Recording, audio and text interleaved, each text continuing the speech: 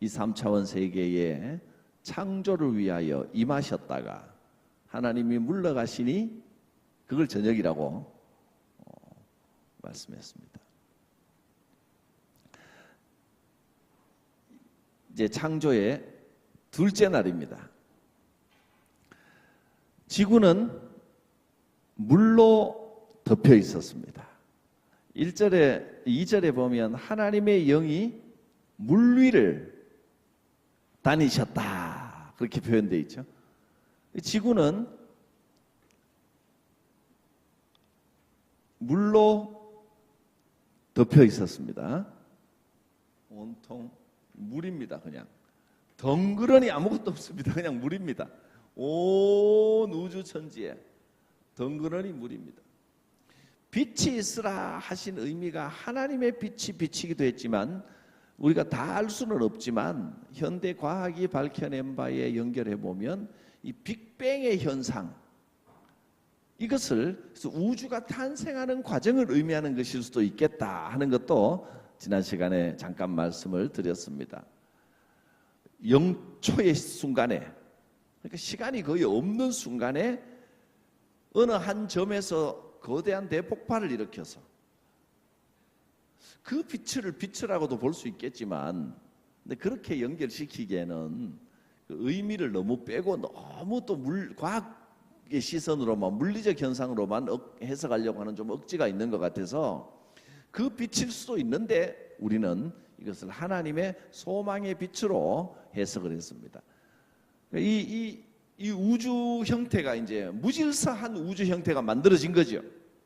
공간이라고 하는 것을 창조하신 겁니다. 그러니까 태초에 하나님이 천지를 창조하시니라 해서 이미 빅뱅 현상 같은 그 큰 공간을 창조하셨다는 의미가 되는 겁니다. 그래서 맨 처음 창조하신 것이 시간과 공간을 창조하시고 그 시간과 공간에 빛을 창조하신 이 내용입니다. 거기에 지구라고 하는 것은 온 우주 천지에 덩그러니 그냥 땅덩어리 위에 물 있는 거 이거 하나밖에 없습니다. 하나님이 이 위를 운행하셨다는 것은 이 지구를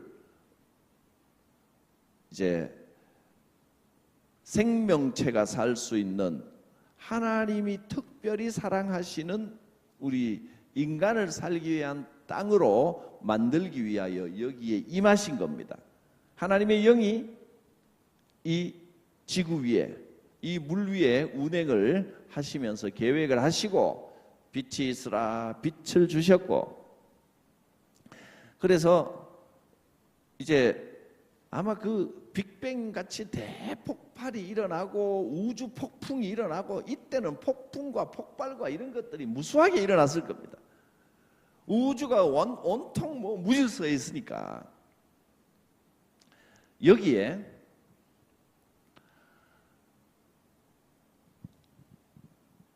두 번째 작업이 6절, 물 가운데 궁창, 공간입니다. 그냥 빈 공간이 있게 되고 물과 물로 나누어라. 하나님이 궁창을 사실은 물을 만드신 게 아니고 물을 아래의 물과 이 위의 물로 나누어서 이 중간에 공간, 사실은 궁창을 만드신 거죠. 공간을 만드셨다고 보는 게 정확합니다. 물 아래의 물과 위의 물로 나눠서 궁창이 있어라 하시니 중간에 이 공간, 이 궁창은 우주 공간하고는 좀 특별한 공간입니다. 이 궁창은 보호받는 공간입니다. 위의 물이 어떤 작용을 합니까? 우주 공간의 온갖 먼지와 온갖 오염 물질과 온갖 오존과 자외선과 이런 것들을 막아주는 두꺼운 물층입니다. 물이 아주 두꺼운 물층이 모든 우주의 해로운 것들을 막아주어서 이 궁창이라고 하는 생명체가 살 수 있는 공간을 만들어주는 역할을 하는 공간, 이 특별한 공간, 궁창은 특별한 공간이다 이렇게 보시면 됩니다. 특별한 공간을 창조하신 겁니다. 이 특별한 공간은 생명체가 살 수 있는 아주 하나님이 기획하신 생명체에 적합한 공간을 만드신 겁니다. 밑에 물과 위의 물로 나누라 하시니 그대로 되니라. 하나님이 이 궁창을 이 위에 이 수분층까지 닿는 이 궁창을 뭐라고 부르셨다고요? 뭐라고 부르셨나요? 뭐라고 부르셨다고 되어 있는데요? 8절 보시면 됩니다. 저하고 여러분하고 성경 똑같은 겁니다. 여러분 성경 보시면 답이 나와 있습니다. 8절에 이 궁창을 뭐라고 불렀다고요? 하늘. 그러니까 실은 궁창이라고 앞에 표현했는데 이게 하늘을 창조하신 거죠. 하늘이라고 하는 건 여러분 어디까지가 하늘입니까? 우리가 사는 데는 하늘이 아니고 까맣게 파란데 저기가 하늘입니까? 올라가 보면 파란 거 없어요. 실제로 그까지 비행기 타고 올라가 보면 파란 게 아니고 그냥 구름들이 구름 속 위에 구름 위 그럼 구름 밑에도 하늘입니까? 거긴 땅입니까? 하늘이죠. 구름 밑에도. 어디까지가 하늘이에요? 땅 위에는 다 하늘이면 예? 밑에서 볼 때는 위고 키 큰 사람은 이제 하늘에서 살고 있는 겁니다. 여기부터 하늘입니다. 어디부터 하늘이라 해야 될까? 정확하게는 땅 말고는 다 하늘입니다. 여기서부터 이까지가 하늘입니다. 하늘. 이 궁창을 말하는 겁니다. 이걸 창조하신 겁니다. 오늘 우리가 일반적으로 부르는 하늘 그러면 저 위에 하늘, 이건 하늘이라고 하는 게 실제로 존재하는 게 아니고 굉장히 우리가 가지고 있는 이미지입니다. 그냥 높은 곳 이런 의미지. 그러니까 하나님의 하늘나라, 천국도 어디가 있다는 의미라기보다는 뭔가 이상적인 높은 이런 의미를 가지고, 하늘은 그냥 뭔가 이상적인 아주 뭔가 우리가 닿을 수 없는 이런 의미를 가지고 손에 안 잡히는 이런 의미를 갖고 있는 개념이지 실제로 하늘이라는 게 존재하는 게 아닙니다. 이 궁창이 하늘입니다. 이 특별한 공간, 하나님이 생명체를 위하여 만들어주신 특별한 공간이 곧 하늘입니다. 이렇게 하늘이 되고 나니까 이제는요 하늘이 두 개가 되어버렸습니다. 두 개가.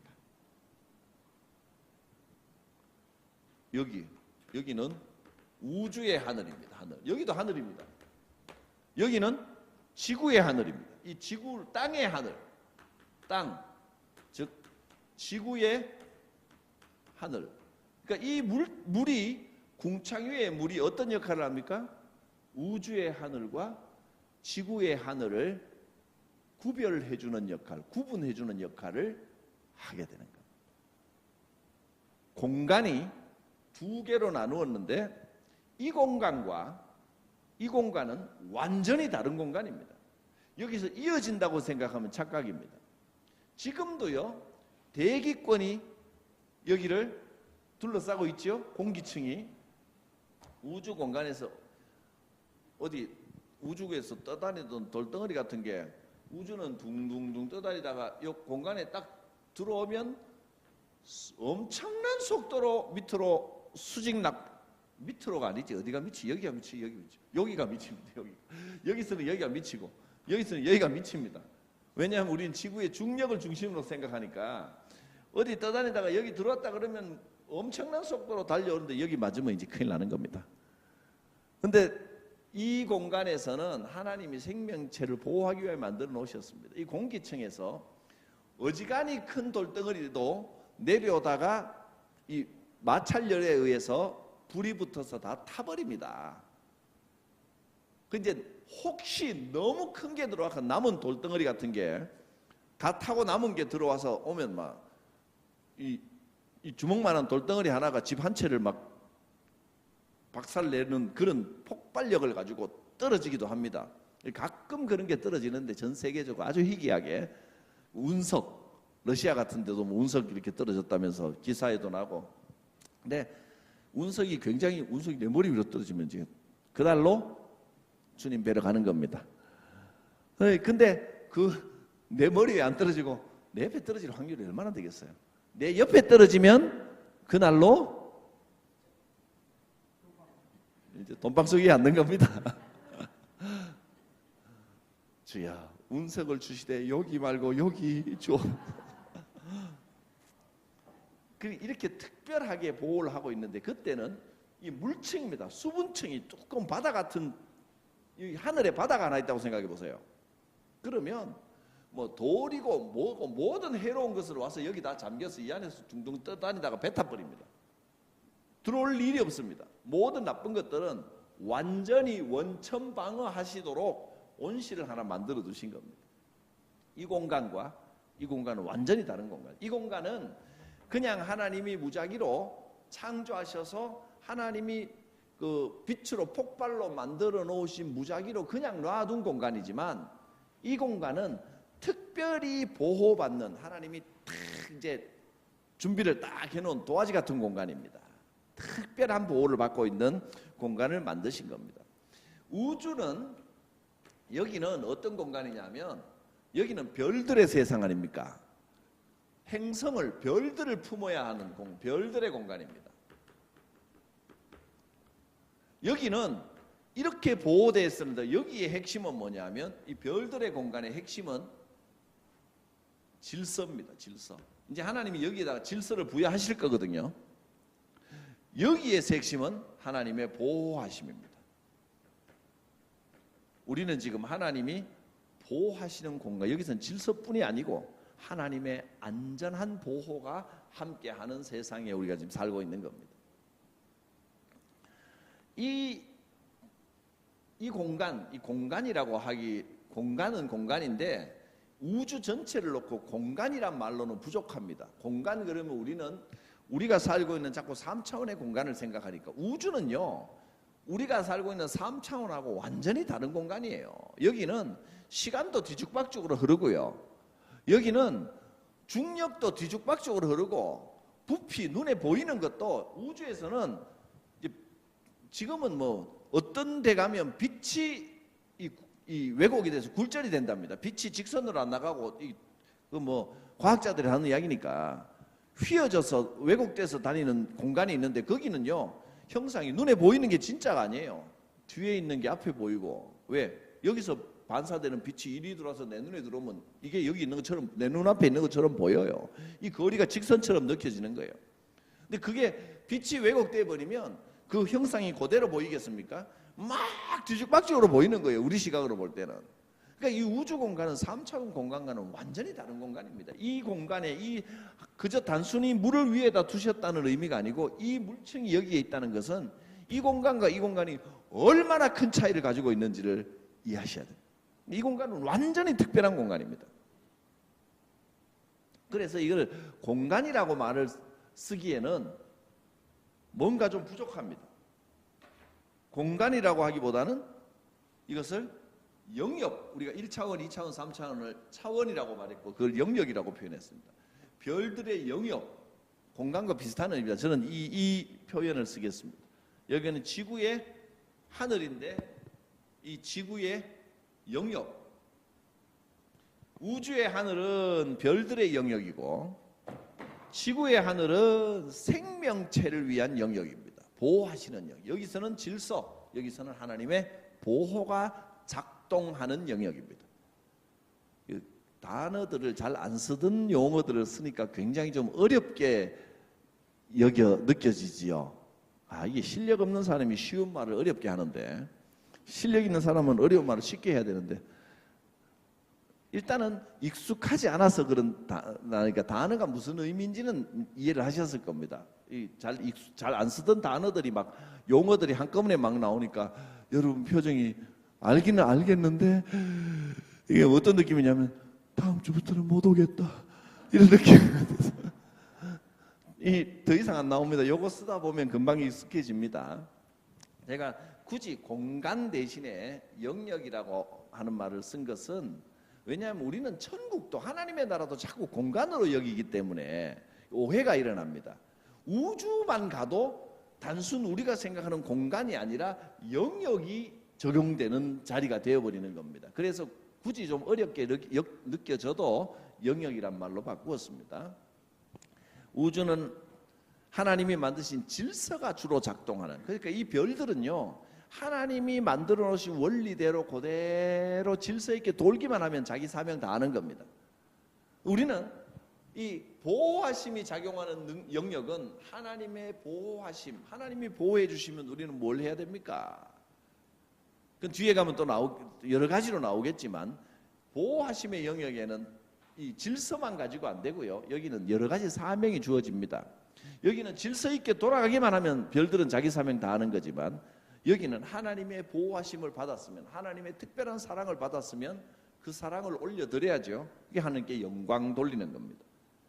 이사야서 43장 21절에 하나님께서 말씀하시기를, 우리를 하나님을 위해서, 내가 나를 위해서 지었나니 이는 뭐 하게 하려고? 하나님을 찬양하게 하려는 것이라. 또 이렇게 나옵니다. 여기서는 보호하심을 받는 우리 생명체들은, 특별히 이제 우리 인간들은 사명이 하나님을 예배하고 영광 돌리고 찬양하고 하나님의 백성답게 사는 사명이 이제 여기 주어지게 됩니다. 자, 그건 또 뒤에 사람 창조하실 때 보시면 창세기에서부터 우리의 사명이 명확하게 나오기 때문에 뒤에 가서 더 살펴보고요.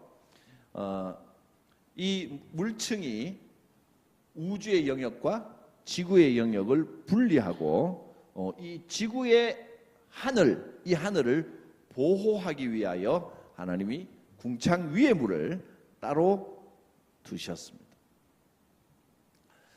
이걸 보면 그 어떤 것과 비슷하냐면, 그 광야에서 성막을 만들어 주신 거하고 비슷합니다. 모든 광야도 하나님이 지배하시는 공간이고 영역이긴 한데도, 그 광야에 특별히 성막이라는 곳을 만드셔서 거기서 우리를 만나 주시기를 계획하시고, 그 넓은, 더 넓은 위험이 있는 광야 안에 성막이라고 하는 것은, 그 성막이 사실 고정된 장소도 아닙니다. 텐트 쳤다가 떠다가 이동해서 또 다른 데 치는 겁니다. 근데 하나님은 땅에 머물러 계신 하나님이 아니고 성막이라고 하는 것을 지적해 주시고, 지정해 주시고, 그 성막을 거룩하다 하시고, 성막에 옮겨 다닐 때마다 가끔 백성들이 있을 때 성막으로 임재하여 성막에 오셔서 백성들을 만나 주시는 겁니다. 이 넓은 우주 안에 이 지구의 영역은 성막의 원리와 비슷합니다. 하나님께서 여기에 갇혀 계신 게 아닙니다. 여기에 가끔 오셔서, 하나님이 찾아오셔서 이곳에서 우리를 만나 주시는 공간을 만드신 겁니다. 그게 지구입니다. 특별히 지구 안에서도 한 곳을 지정해서, 어디 강이 강이 한 3줄기 강이 온 지구로 뱅뱅 둘러 흐르는 그 강이 출발하는, 여기에는 아마 이 핏줄처럼 강이 끊어진 게 아니고 동맥처럼, 그리고 그 동맥에서 정맥으로 모세혈관으로 가는 것처럼 기본 강 줄기 3개가 전 지구를 미치도록 둘러싸고 있었는데, 그 강이 시작하는 지점에 동산을 하나 만드시고, 그것이 에덴 동산입니다. 그 에덴 동산은 하나님이 최종적으로 만드신 생명체들이 주로 거기에 거하면서 하나님의 특별한 보호하심을 받는 지구의, 이 우주의 성막은 지구고, 지구의 성막과 같은 에덴 동산이라는 것을 하나님이 특별히 인간을 만나 주시고 인간을 특별히 보호하시는 한 공간을 마련을 하십니다. 이렇게 이 우주까지 포함해서 모든 공간이 하나님께서 우리를 위해 만드신 공간이지만, 그 안에 특별히 하나님의 보호하심을 받는 공간이 지구고, 그 중에서도 특별히 하나님의 더 특별한 보호하심을 받는 공간이 에덴 동산입니다. 모든 생명체가 여기에 등장합니다. 이것이 이제 처음 지구를 만드신 대기권의 모습입니다. 그래서 이 물층이 모든 유해 물질을 다 막아주면 어떤 현상이 생길까요? 오래 살겠죠. 안티에이징이 저절로 됩니다. 나이 안 먹습니다. 아니 안 먹는 건 아니지만 천천히 먹습니다. 피부 노화가 지금보다 10배는 더 천천히 늙어가는 거예요. 10년 전에 봐도 똑같고 20년 전 조금 흰머리가 2개 늘어나고 그러니 900살씩 사는 거죠. 아담은 900살 넘게 살아요. 웬만한 사람들은 다 900살 이상씩 살았어요. 부럽습니까? 100살을 900살처럼 살면 됩니다. 그러니까 900살 살 때에 1시간하고 100살 살 때 1시간하고는 우리가 훨씬 더 귀한 인생 살고 있는 겁니다. 희소성의 원칙입니다. 길다고 많다고 좋은 게 아닙니다. 작아도 아껴 살면 그게 좋은 겁니다. 저는 요새 옛날에는 제가 어릴 때만 해도 사진 카메라 자체도 요새는 뭐 핸드폰에 몸에 카메라 하나씩 웬만하면 다 들고 다니잖아요. 이제는 카메라로 작품 사진도 막 찍어버려요.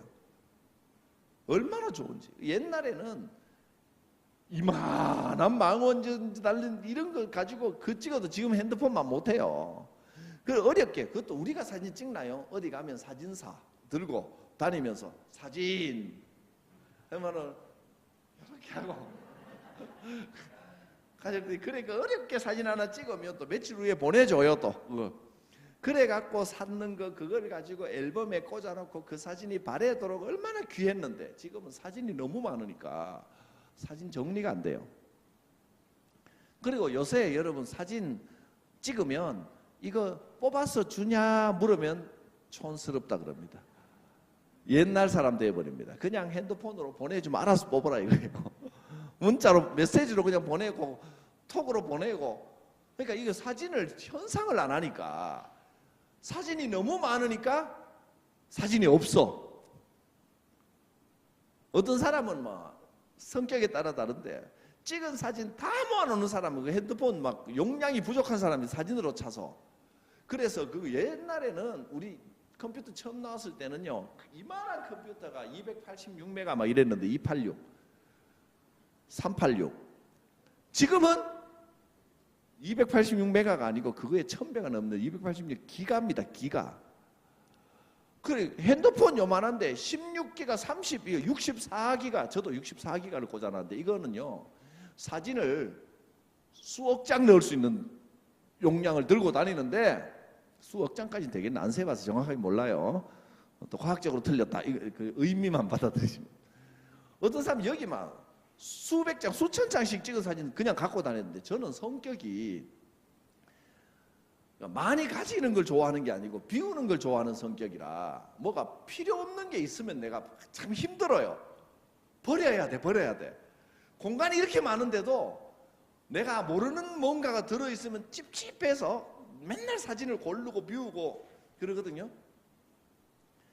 핸드폰 하나 바꿀 때 어떤 사람들은 옛날에 찍어놓은 사진 그걸 보물처럼 여기고 옛날 전화번호 저는 안 거는 전화번호 지워야 돼. 혹시라도 연이 닿을지 모르는 사람들은 놔두지만 그러니까 비우는 거 좋아하는 사람은 빈 공간만 들고 다니면서 그러니까 나 같은 사람은 옛날이 좋았어. 사진이 너무 많으니까 여기 지금 제가 듣고 다니니까 책만 해도 수만 권을 넣을 수 있는 공간을 핸드폰 안에 들고 다니는 시대가 된 거예요. 그 책으로 파일로 하면. 근데 그렇게 흔하다 보니까 소홀한 겁니다. 아끼지를 않는 겁니다. 이게 귀한 줄 모르는 거예요. 옛날에는 사진 한 장이 그렇게 귀했는데 지금은 그거 귀한 걸 모르고 좀 중요한 사진이 있어도 어쩌다가 날아가 버리면 또 찍으면 되지 뭐 이런 생각만 드는 거예요. 옛날에 사진 한 장 잊어버리면 내가 소중히 여기던 사진 한 장 잊어버리면 막 큰 재산 날아간 것처럼 아까워했는데 그렇습니다. 제가 버린다는 이야기가 나와서 생각이 나는 게 있는데 여러분 혹시 밥 먹을 때 저한테 밥이나 반찬이나 자꾸 갖다 주지 마세요.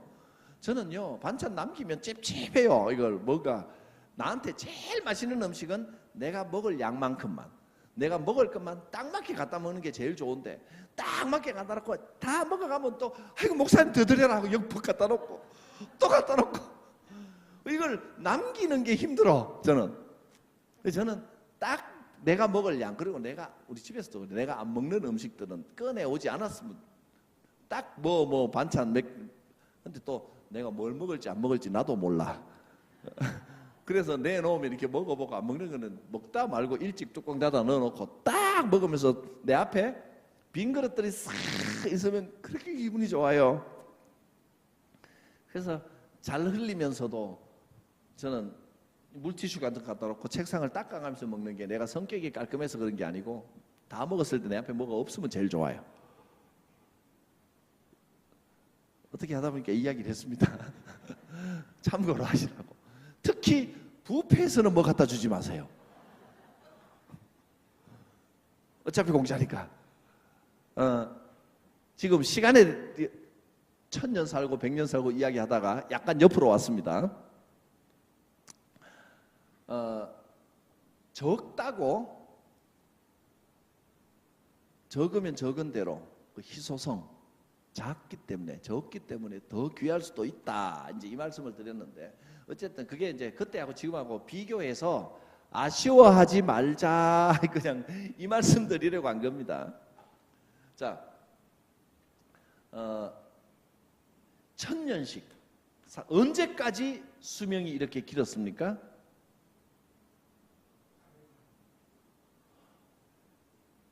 그렇죠.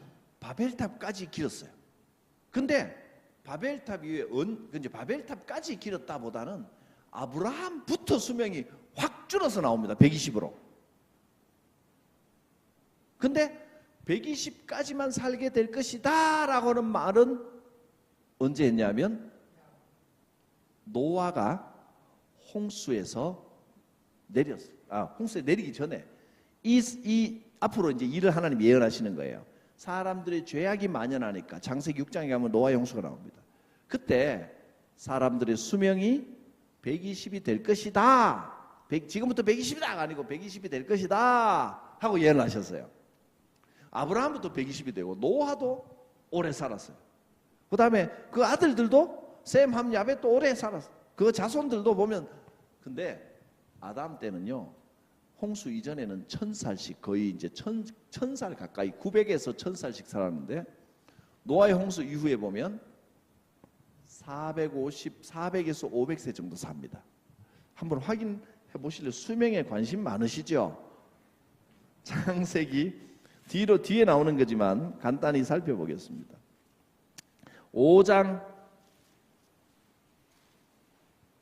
5장에 보면 3절 아담이 130에 애 낳고요. 셋 낳은 후에도 800년을 더 살았고요. 아담이 몇 살까지 살았어요? 930살. 5절에 나옵니다. 930살 살았고 또 셋은 몇 세 살았어요? 900 뒤에 그 애 낳은 나이 나오고요. 셋은 9절에 9절이 아니고 11절에 905살까지 900살 넘겼습니다. 또 뭐 그렇게 다 뒤에 쭉 내려가면 전부 다 900살 이상 970, 980 그 중에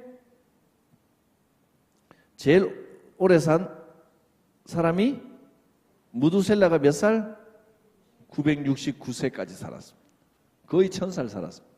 이렇던 수명이 이제 6장에 노아의 홍수 사건이 일어나고 난 다음에 창세기 11장으로 한번 가보시죠. 노아의 아들들이 나옵니다. 바벨탑 이후로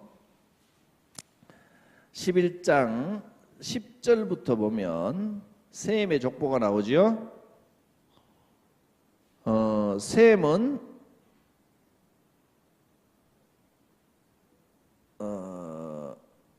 이게 낳은 날 말고 돌아가신 날을 봐야 되는데 셈은 100세 곧 홍수 후 2년에 아르박사를 낳고 아르박사를 낳은 후에 500년을 더 살았고 그러니까 100세에 애 낳고 500년 더 살았으면 600년 살았네요. 여기는 뭐 100년, 200년이 뭐 우습게 사시네요. 자, 그 다음에 쭉 이래 나오는데 전부 보면 뭐 지금 당장 눈앞에 보기에 좀 그런데 점점 수명이 줄어들면서 데라와 아브라함까지 오는 걸 볼 수가 있습니다. 600에서 400으로 300으로 수명이 급격히 줄어듭니다. 그러면서 이 아브라함은 앞에 이 아담은 100살 넘어 애 낳았는데 데라는 애를 일찍 낳았네. 70살에 낳았어요. 이런 분위기입니다. 뒤로 일찍 놓은 게 아니라 수명이 그만큼 줄어든 겁니다. 우리는 보통 이제 30살, 40살만 넘어가도 지금 노산이라 그러는 판에 수명이 줄어들면서 자녀 낳는 것도 줄어들고 이게 이제 갑자기 확 줄은 게 아니고 서서히 줄어들죠. 이걸 보면 딱 증거로 알 수 있는 것이 이 위에 있는 물의 층이 이 여기를 보호하던 층이 인간의 범죄 때문에 하나님이 물로 심판하실 때 무엇을 생각했겠습니까? 이 위에 있는 이 물층들이 이 지구를 완전히 물로 덮을 만한 물이 어디서 왔겠습니까? 이 물을 한꺼번에 쏟아지게 하신 겁니다. 밑으로 하늘에 창문을 열어버린 문을 활짝 열어버린 듯이 댐을 열어버린 것처럼 위에 물이 밑으로 확 쏟아진 겁니다. 그럼 오늘 육아 다 푹 잠길 수밖에 없습니다. 그러니까 여기가 물이 사라지고 나니까 이제는 가벼운 물층만 남은 거예요. 수분층만 남은 거예요. 구름 같은 그런 옅은 물층만 남았지 두꺼운 지구를 보호하기 위하여 하나님이 처음 만드셨던 이 물층은 없어져 버린 겁니다. 그리고 이 물이 다 어디 갔어요? 지금은 어디로 그쳤냐면 이게 확 내려와 버리니까 여기 아마 기상 대이변이 일어났을 겁니다. 전에는 이 하나님이 그 다음에 여기서 땅에 있는 물을 한 곳으로 모이라 그래서 바다를 따로 만드셨죠. 전에는 아마 정확하게는 알 수 없지만 대략 성경의 기록으로 봐서 이렇게 돼 있을 거예요. 땅이 에덴 동산을 중심으로 강이 이렇게 아름답게 세 군데로 흐르고요. 물들이 지금 바다처럼 막 흩어져 있는 게 아니고 뒤섞여 있는 게 아니고 물이 있는 곳이 물의 영역이 따로 있었을 겁니다. 아마 물의 영역. 그리고 산이 이렇게 아름답게 나와 있는데 이 산들은 높은 산이 하나도 없었고 다 예쁘고 나지막한 평지 이런 곳이었을 것이라는 게 제 생각입니다. 근거는 있습니다. 왜냐하면 이렇게 기록했어요. 에덴 동산에서 발원하여 나오는 새 물줄기가 강줄기가 여기가 발원지입니다. 온 땅으로 다 흘렀다 둘러 덮었다 그랬거든요. 산 위에도 이 강이 산 쪽으로도 흐르는데 그 모든 산과들 다 에덴 동산에서 흘러나오는 물들이 다 흘러갔다면 여기가 제일 높아. 딴 데가 높은 데가 아니에요. 그러니까 막 험난하고 삐죽하게 쏟고 뭐 이런 걸 해놓은 게 아니고 지금은 사람이 정복을 해야 되는 땅이에요. 뭐 에베레스트 꼭대기까지 올라간 인간들이 어딘들 못 올라가겠어요. 제가 군대에서 훈련을 하면서 산 꼭대기에 올라가거든. 세상에 사람 손길이라고 닿지 않았을 것 같은 그 산을 이런 악물고 올라가 보면 거기도 라면 봉지가 있고요. 어디나 라면 봉지 없는 데가 없더라고. 야, 그 사람의 손길이 다 닿았구나. 자연과 인간이 투쟁하며 사는구나. 지금은 이렇게 힘들게 사람들이 올라오는구나. 그 생각을 했는데 여기는 처음 창조하실 때는 모든 땅과 모든 생명체와 모든 인간들이 서로 돕고 협조하고 하나가 되어 있는 이런 형태로 아름답게 창조를 하셨습니다. 자, 물이 확 쏟아지면서 기상이변이 일어나면서 이 땅도 튀어나오고 이게 이 물층이 없어지면 우주에서 불어오는 이 폭풍과 바람과 열과 이게 뒤죽박죽이 됐을 겁니다. 한꺼번에 몰려왔으니까. 그렇게 되면 여기에도 지구 곳곳에서 기상이변이 일어나고요. 산이 막 솟아나고 꺼지고 물이 막 그 쓰나미가 일어나고 이런 현상들이 막 일어났을 겁니다. 이때. 그리고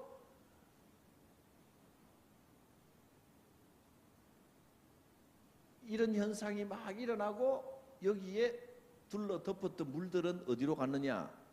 전에는 온 지구가 다 따뜻한 봄 같은 날씨였습니다. 왜? 물이 온실처럼 지켜주니까 어디를 가도 동일한 보호받는 따뜻한 봄 날씨였는데 이제는 기상 자체가, 날씨 자체가 변해버립니다. 남극과 북극이 생겨버립니다. 여기는 얼음밖에 없는 땅이 나오고 여기는 불덩어리 같은 불덩어리 같은 땅이 나오고, 그러니까 급속히 얼음이 어는데 여기는 갑자기 여기 살던 사람들은 벼락 맞은 겁니다. 이쪽에 살던 동물들은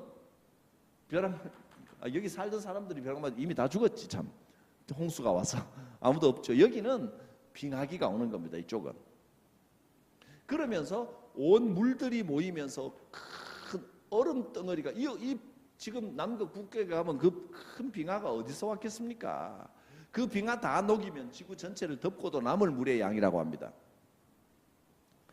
그러니까 얼음 덩어리가 돼서 지금 이 노아 시대에 온 지구를 덮었던 그 물들은 얼음 덩어리가 돼서 남극과 북극의 창고에 지금 잘 보관되어 있는 겁니다. 근데 그게 녹고 있답니다. 겁나죠? 그런데 겁낼 필요는 없는 게 무지개가 뜨는 한 그게 녹아서 우리가 멸망할 일은 없습니다. 두 번째 심판은 물이 아니라 불입니다.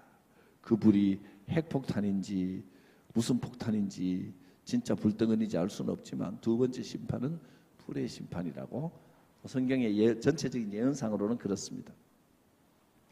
자, 그래서 이제 이해가 가시죠? 900살 이상 살던 사람들이 갑자기가 아니고 이 유해 물질을 받으면서 노화가 빠르게 진행이 되니까 한꺼번에가 아니고 세월이 지나가면서 수명이 점점 줄었던 것을 볼 수 있습니다. 아브라함 시대에 가서는 하나님께서 예언하신 대로 인간의 수명이 120이 된 예언이 성취가 됐던 그때로부터 하나님이 새로운 역사를 다시 시작하시는 겁니다. 아브라함을 이스라엘 사람들은 민족의 조상으로 보지만 단순히 민족의 조상이 아니라 하나님이 시작하시는 구원 역사의 출발점으로서 아브라함이 온 인류에게 의미 있는 역할을 하고 있는 겁니다. 그 전까지 11장까지는 인간은 어떻게 해도 실패하는 걸 보여주었습니다. 하나님이 만들어 놓으면 또 실패하고 또 실패하고. 그건 바벨탑까지 가면서 계속 좀 봐야 될 것입니다만은 저는 그 중간에는 몇 가지만 살펴보고 실패는 너무 길게 안 보려고 그래요.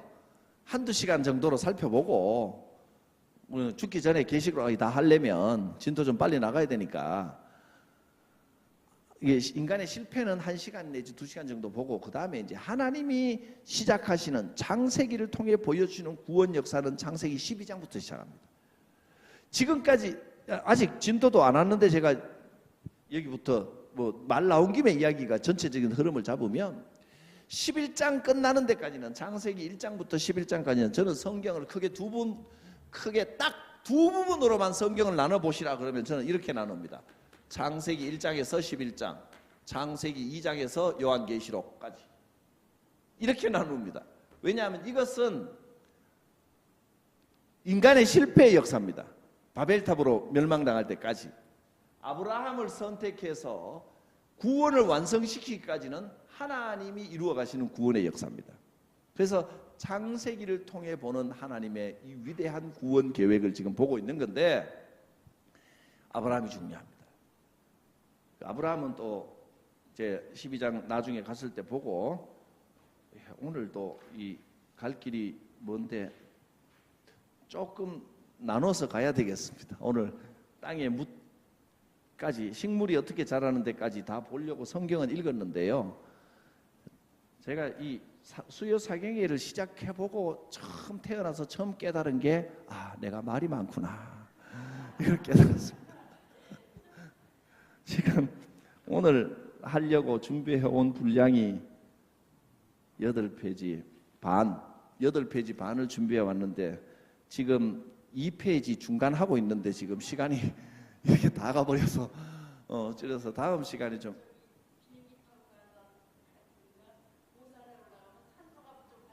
예. 이 시간은 이렇게 질문 자유롭게 하셔도 좋습니다. 좋은 질문인데 하나님은 그렇게 창조하지 않으셨습니다.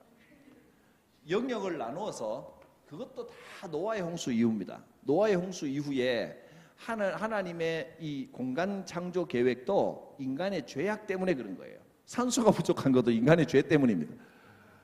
왜냐하면 물층이 두껍게 있을 때는 여기는 온실처럼 공기고 모든 것이 골고루 날씨고 온도이든 공기든 다 골고루 분배가 돼서 그러니까 모든 것이 좋은 것이 풍족하기 때문에 900살 이상 살 수 있는 겁니다. 그런데 물층이 내려오고 난 다음에는 여기는 산소가 없는 층과 있는 층으로 점점 옅어지고 여기는 물이 보호하는 게 아니라 대기권이라고 하는 그냥 공기층만 보호하고 있습니다.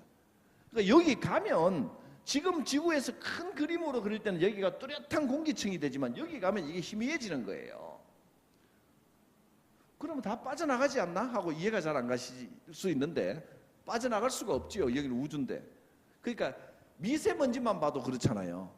서울에 공기가 있는데 창문이 있는 것도 아닌데 문 닫아놓은 것도 아닌데 미세먼지가 후룩 날아갈 것 같은데 이렇게 고여 있잖아요. 그죠? 근데 이제 그 끝층으로 가면 조금 맑은 공기하고 좀 섞여 있어서 좀 공기가 좋아지는 것처럼 이제는 이 물층이 하나님이 만들어주신 보호층이 사라지고 그냥 저절로 생길 수밖에 없는 그냥 하나님의 보호하심이 아니라 물리적인 보호가 되고 있는 겁니다. 그러니까 비행기 타고 올라가면 갈수록 공기가 적어 희박해질 수밖에 없는 겁니다. 하나님이 보호하시면 완전합니다. 그러나 이 물리의 세계도 하나님이 만드시긴 했지만 과학이 물리적으로 보호하고 있는 것은 하나님이 보호하시는 것만큼 완전하지가 않습니다. 우리가 조심해서 위에서 뭐 떨어질까 조심하는 거 이거는 물리적인 보호입니다. 그죠? 자, 근데 하나님이 지켜주시면 완벽합니다. 우리가 언제든지 조심할 수도 있고 이 자연 현상이 우리를 지켜주기도 하지만 그거는 한계가 있고 다 막아주지를 못합니다. 오염물질이 들어오듯이 공기층도 마찬가지입니다.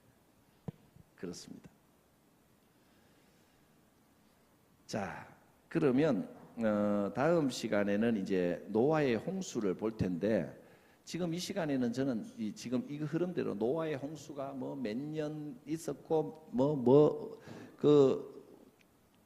배에서 며칠 있었고 동물을 어떻게 했고 구체적인 사실도 중요하지만 그 사실보다는 이 시간에는 보셨다시피 노아의 홍수의 의미에 대해 좀 초점을 맞추어서 하나님이 그 노아의 홍수 사건을 통하여 구원 계획을 어떻게 이끌어가고 계신가 그 흐름으로 이 시간을 이제 볼 것이기 때문에 이 성경 공부는 조금 다릅니다. 예. 혹시 저한테 이 공부를 못 하시면 어디 가서 들으시면 되냐면 없습니다. 전 세계 여기밖에 없습니다.